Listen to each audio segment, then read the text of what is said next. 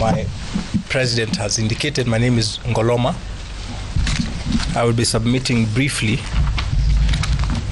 on the issue of whether meaningful public participation was conducted in as far as the third reading introductions, the provisions that were snuck in at the third reading.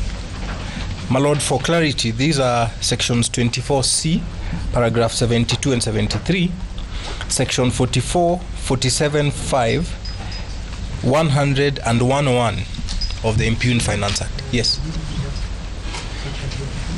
Section 24C, paragraph 72 and 73. Section 44, 47, subsection 5, section 100 and section 101 of the Impugned Finance Act. My Lords, my Lady, there have been extensive submissions with respect to this issue of public participation. Mine is only to address the rejoinder that has been put forward by the respondents. My Lord and my Lady, the respondents hide behind the standing orders 133 to allege that it allows them to introduce amendments at any stage of the legislative process. My Lords, my Lady, they further state that the introductions were in fact products of public participation. And on the basis of these two arguments, they claim the same to be constitutional. My Lady, that proposition is both factually and legally unfounded and mistaken. First, my Lady, on the basis of fact, it is the respondent submission that there was proposals by Sanabil, Kenya Wines Agencies Limited, and Tatu City Limited, as well as KPMG, that resulted in the introductions of these new provisions. In fact, from the report of the committee, it is only Kenya Wines Agencies Limited whose proposal was received and amendments to that effect accepted. My Lords, my Lady, even just this argument in itself reveals a problematic issue of partiality. My Lord, some proposals by the stakeholders were rejected by the Finance Committee for want of public participation, for the very reason that they were being introduced at that stage.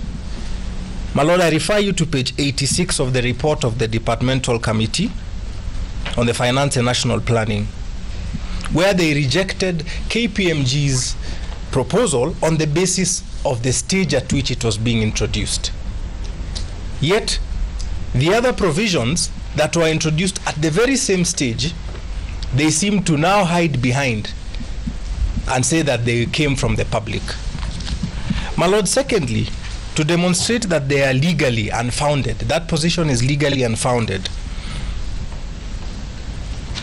to propose that the Standing Order 133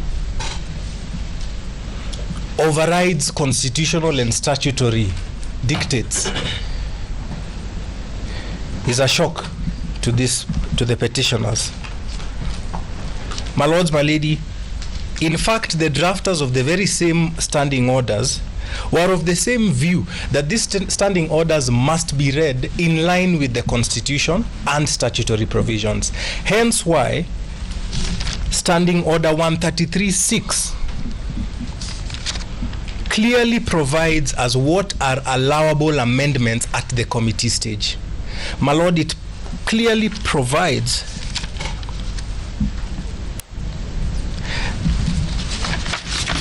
and I will refer this court to the authority in Kenya Bankers Association versus the AG and another,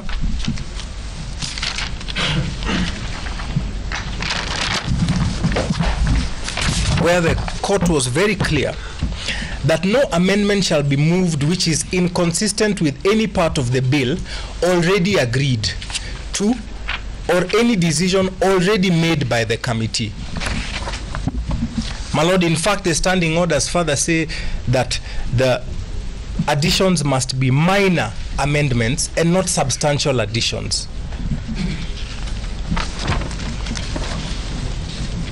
This is a position that the apex court of this land,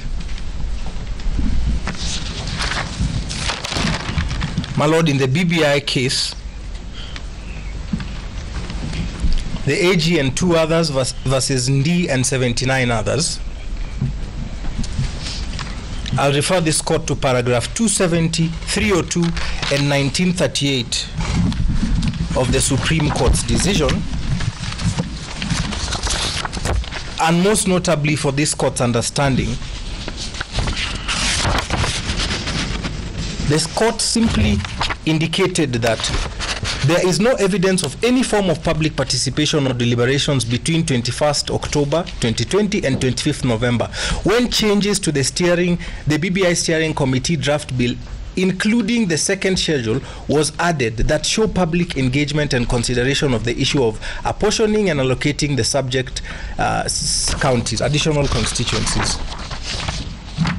My lords, my lady, we humbly submit that it is an issue that has been clearly and unequivocally determined by courts, both at the Supreme Court level and at the Court of Appeal record. What is the ambit of the amendments that can be introduced at the committee stage? It cannot be that substantive additions are made in the guise of minor amendments. And to allow such an infraction would be going against the principle of public participation, where Parliament can introduce completely any alien provisions in the guise of introduction from public participation. My lord, last year I will only address the issue of the retrospective application of the law for the period that it had been suspended, and only to respond to the rejoinder given by the respondents.